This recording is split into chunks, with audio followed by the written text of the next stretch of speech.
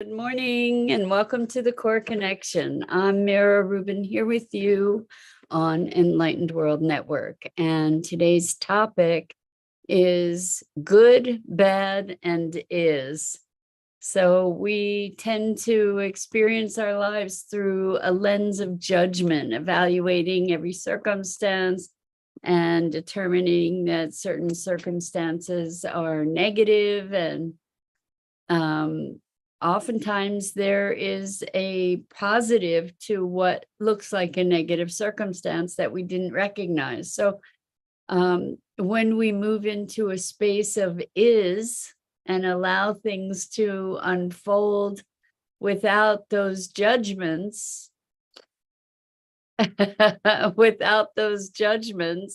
then a whole new world can open up. So Rosalind says, good morning. Wait, where is the ugly? Exactly. So the good, the bad, the is, when the ugly gets transformed unexpectedly into the beautiful. So we'll talk about that. Should be fun. On this Friday, the weeks just keep flying by. And before we get started, let's just take a couple minutes to get present. So let's take a deep breath in through your nose and hold it. And imagine clean, crisp oxygen flooding your lungs, flowing into your bloodstream, nourishing all your cells, all your organs, bringing vital life energy to your body and being. And as you exhale any tension, stress, negativity, fatigue. And now let's take another deep breath in through your nose and hold it. This time, imagine brilliant, bright light, lighting you up from the inside out, illuminating, electrifying, and energizing all your cells, your molecules, your electrons, and creating a brilliant beam of light and energy from your heart out into the world. And as you exhale any remaining tension, stress, negativity, fatigue. And now let's press our palms together. Rub those hands together vigorously to feel the pressure and the tension, the temperature, all that sensation, the tickling and tingling when you stop, and allow all those sensations to bring you present right here, right now, into this remarkable physical form that enables you to experience life. Welcome, welcome, welcome. So good to be with you. Welcome, Rosalind. Welcome, everybody else who's joining us. So good, bad, or is.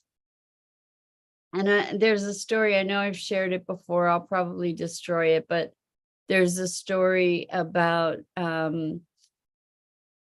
a farmer who has a son, and the son breaks his leg, and everybody in the town says, oh, what a shame, because the son was one of the primary helpers on the farm, and now what was the farmer going to do? And then the government came through and conscripted all the able young men, and because the young man had a broken leg, he didn't end up getting conscripted to the service. So everybody said, oh, wow, this is wonderful. What a blessing.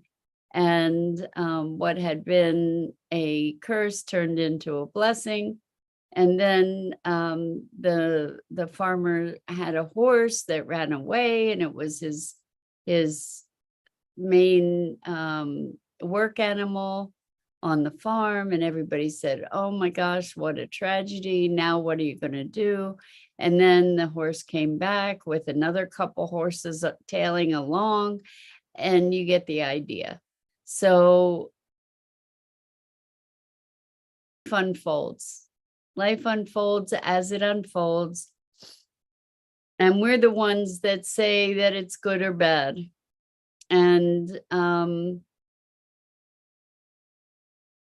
one of the things that I work on regularly with my clients is being in a state of balance, regardless of externals, to allow ourselves to have an inner experience of balance, peacefulness, for the most part. You know, maybe there are blips here and there, but to not be, to be able to be responsive to opportunity, to the environment, rather than reactive. And the ups and downs, the positives, the negatives, the tragedies, the triumphs, you know, we all have situations that happen. So maybe we're in the process of cleaning something up, taking the trash out, and the bag breaks, and that could be a humongous upset if things, you know, fall out and stain the floor somehow, or, you know, it could be a tremendous upset, or it could be that I was taking out the trash and the bag broke and I get to clean it up. And if I allow it to be a tremendous upset, then the likelihood is that that's going to shape my day and shape other experiences throughout that day. Whereas if I just take it in stride that it just is what is, now I get to clean it up without a whole story. And why does this always happen to me? And you know, whatever the story is. So we are meaning making machines. We are storytellers, and we make up stories about pretty much everything. And what about just the is? As we're able to migrate more closely to the is, we can find more of a peacefulness in our lives than the good and the bad. And it's funny. So I understand now the good, the bad, and the ugly. I got you, Rosalind. Thank you. I'm a little slow this morning. You have to forgive me. So Rosalind says, I've been divorced. Leading up to that decision, there was a lot of feeling around leaving the relationship. I didn't listen to those whispers. What happens if those whispers that were similar to the last experience are popping up again in a current relationship? The reasons for wanting to leave this time are way different, but that feeling that something is not quite right is the same. I will address that in 1 second. I just want to say welcome, Jenny. Great to have you joining us here this Friday. Happy Friday to you too. And so that's one of the biggest lessons I've ever learned in my life, is listen to the whispers. And it may be that the whispers aren't necessarily saying leave the relationship. It may be that the whispers are saying something's not right here and it needs to be addressed. And maybe honoring those whispers in a way that forwards the decision so that you can attempt to address those issues. And depending upon how those attempts are met, either they get resolved or they don't. Jenny says, what is a nuance? A nuance is a subtlety. So a nuance would be, let me see if I can give you a specific example, would be, I'm not coming up with a specific example, but it is a subtlety. So nuances are the things that subtly distinguish one thing from another. So I'm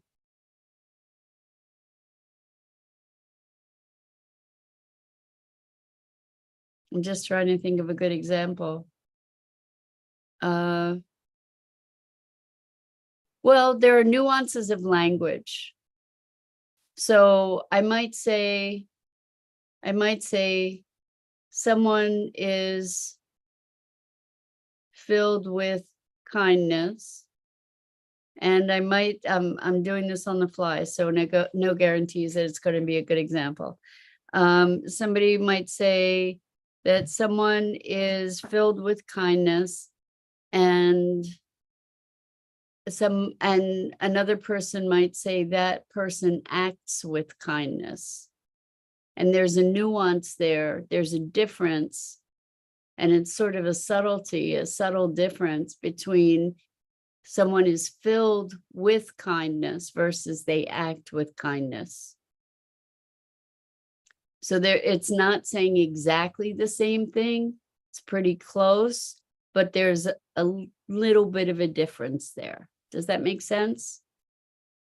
So, because you can act with kindness without being filled with kindness, and you can be filled with kindness without acting with kindness. And subtlety, and it's subtlety, subtle is spelled really strangely. It's S-U-B-T-L-E, subtle. So subtlety or subtle means it's not in your face. Like it's kind of a small difference or a small characteristic. It's subtle. So you can be talking about something indirectly, and that's nuancing. It's nuanced, or there may be a subtlety about the way that you're conveying your point. In other words, there may be it's not in your face. It's coming at you more gently. So thank you so much for asking, Jenny. I appreciate that. Rosalind says, being curious is where I've been, inviting the why. I guess the first step of saying them, reasons for wanting to leave, out loud to my partner is a struggle. Well, that's actually a big deal. Like if it's a hard thing to be able to speak what your concerns are, that in itself becomes an issue, right? And so being curious is great, but it sounds like, it sounds like opening and deepening communication would make a big difference in the context of your relationship, Rosalind. What I would say to you is absolutely don't ignore the whispers. You already went through that. You already learned, from that. One of the biggest lessons that I've had in my life is to listen to the whispers, to pay attention. And it may be that the whispers are jumping to a conclusion saying leave, rather than saying, hey, this is an issue that really needs addressing, or else this is untenable, or else this is something that I can't endure, or isn't healthy, or whatever. So Jenny says, life is too short to compromise your peace and happiness. Well, and the thing is that the path to peace and happiness is often found or deepened by going through those things that cause us discomfort. So it may be that the things that are, sometimes we don't want to confront things, so we're inclined to run away, right? Maybe we have a pattern of hostile confrontation growing up, and the way that we learn to deal with it is to remove ourselves. And so it may be in this situation, something's getting triggered and there's an opportunity to work through that rather than just leave. And if there's an inability to express what's going on, then that in itself, there's an opportunity there to be able to have that communication, to find a way into that communication. One of the things that I find when there's a communication that I have anxiety about, I'll say that. I'll say, you know what, I want to have a conversation with you and I'm nervous about it. And I don't really know how to have that conversation. And I'm wondering if we can create a space of where we can both listen to each other and sort of find our way through this delicately, you know, announcing your fear around it or your reservations around it ahead of time can help the other person maybe be willing to hear in a way that they might not otherwise hear. So Jenny says your well-being is your vitality. Yes. And so Jenny says, I was with a guy that won't get a job. The frustration and emotions gave me the leukemia.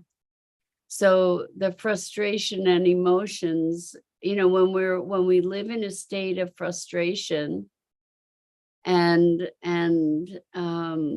intense emotion, we're creating a chemical set that allows us to be more susceptible to dis-ease, for sure. I mean, I don't know that it's always a direct correlation, but I tend to believe that it's, you know, our emotional state is a contributing factor to our physiological state, for sure. And so Rosalind says, beyond the good and evil to truth. Why is there such a struggle over it? Is it forever a battle between the two, defined by culture, relative assertiveness? Is there a place beyond cultural bias? So, first of all, do we believe in good and evil? Maybe good and evil is a construct also. Although there are certainly things in the world that we can interpret as evil, you know, as darkness. And I don't know. I mean, it looks like there's this struggle. And it may be that darkness can also be precipitating light. You know, it may be that it takes really being able to see the darkness before we can make the light ever brighter. It's a conundrum. I don't have an answer for that by any means. And it is something that I entertain. You know, it's interesting. Someone was talking about how polarity, that we just want to go to the light. Well, the thing is, light doesn't exist without darkness, right? So, and if you think about the yin yang symbol, it's light and dark. And what's happening is it's a constant motion. So it's not just polarity. Without that polarity, without that dynamic, there would be no dynamism, there would be no movement, there would be stasis. And so the one pushes the other, pushes the other, pushes the other. And that it's all part of a living mechanism. And it is that contrast. I guess it's also a matter of degree of contrast, but it is that contrast that mobilizes the whole system, right? It is that dynamism that mobilizes the system. So Jenny says, yes, I agree. Communication is key. I learned from Louise Hay that certain emotions affect certain parts of the body in her book called Heal Your Body. It's a great book. And it's very interesting to recognize the emotional correlation of different ailments, different conditions. And in that book, which is wonderful, she also provides a bunch of affirmations that you can use to help bring more balance, bring more clarity, etc. And Jenny says balance. So the thing is, think about balance. Balance isn't stillness, truly. We think about it as stillness, right? But the truth is that balance is a dynamic thing.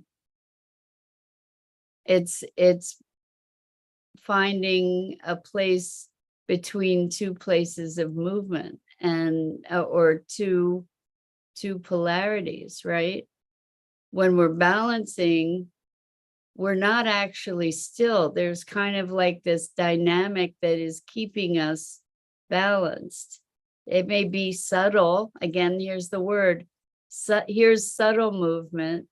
Here's dramatic movement. Here's subtle movement. Here's dramatic movement. So balancing might be these subtle movements. And so because they're subtle, it feels pretty constant. But true constant is like a flat line, right? Flat line like death, stasis, static, still, like completely stopped. And whereas balance is finding your balance. It's constantly finding your balance. So Jenny says, I was 23 and was gifted her book, You Can Heal Your Life. It was a life-changing discovery. Yes, it's really profound. And I love that you said it was life-changing. I'm guessing that part of what was life-changing about the book is that it makes a correlation between our psychology and our physiology, right? Our spiritual being and our physical being. So yeah, that's a profound awareness and awakening for sure. And I've found that book very, very helpful as well. So back to good, bad, and is. We make judgments all the time about what's good, bad, or whatever. And, so I had a conversation with somebody that was a prospective client. This was so interesting. And we got into this conversation. We had a great rapport until we didn't. Something was said in the conversation. I said something in the conversation, and I didn't even know what it was. I thought back to try and figure out what was it in the conversation that made it flip. But and I came to some ideas about it. I had some understanding about it. And I thought about, in the past, I would have thought, oh my gosh, what did I do wrong? And that might have been the first initial thing, is like, what did I do or say wrong? And then I came to the awareness of, no, I don't think it's that I said anything wrong, as much as that this person reacted to what I said, that I was being authentic and candid, and this person had a reaction to that. And it wasn't about me as much as it was their reaction. And then, it became clear that this person wasn't interested in being a client. And as I thought more deeply about it, knowing what I learned about that person and their circumstances and their condition, I realized that it was most likely true that the work that I do wouldn't have been a good fit for them anyway. And so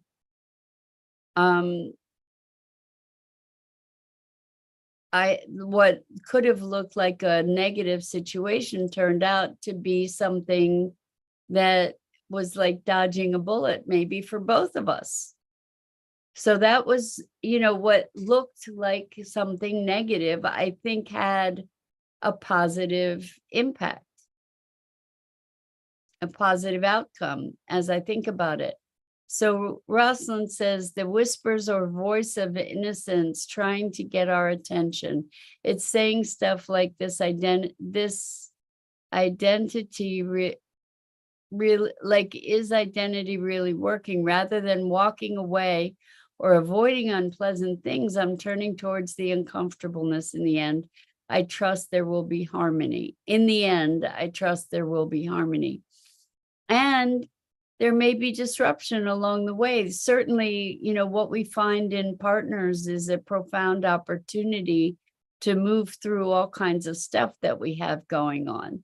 That's how it gets surfaced oftentimes, is in the context of relationship. And Rosalind says, allowing self to pay attention to what self is being loud about.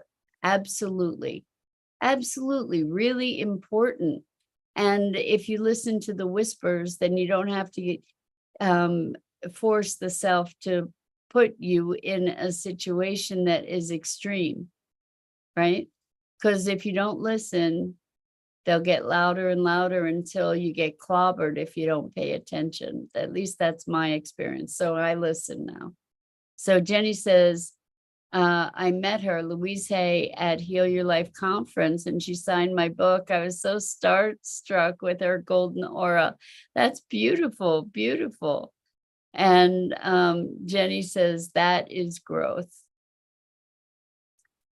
And I'm thinking maybe you're thinking about balance as growth also. So, or maybe you're responding to Rosalind, rather than walking away or avoiding unpleasant things, I'm turning towards the uncomfortableness. In the end, I trust there will be harmony. So the uncomfortableness has a lot to teach us, and we get to see it. Thank you, Jenny. Jenny says it was a response to Rosalind. I agree, it is growth. And turning towards the uncomfortableness to find out if it means, like, what is up with it, what it's trying to communicate to us. Maybe it's communicating an opportunity for healing. Maybe it's communicating a need for change. There may be any number of things that it's communicating, and that we get to pay attention and not just assume that that we understand without looking more deeply. So anyway, that's good, bad, and is. And I so appreciate you for engaging in this Friday conversation. And I wish you a wonderful weekend. I'm Mira Rubin. This is the Core Connection. And I go live here each weekday morning on the Enlightened World Network Facebook page and YouTube channel. And I invite you to check out the other awesome programming on Enlightened World Network, Enlightened World Living, EWN, One with the Earth. And until next time, so much love and appreciation to you.